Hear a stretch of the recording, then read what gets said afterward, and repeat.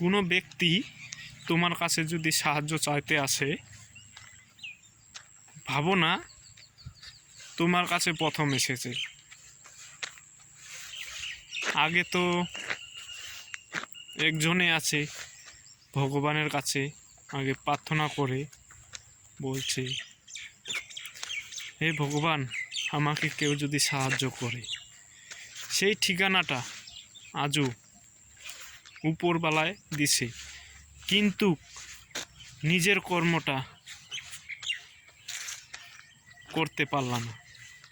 এটাই হলো সমাজের নীতি। তাই তো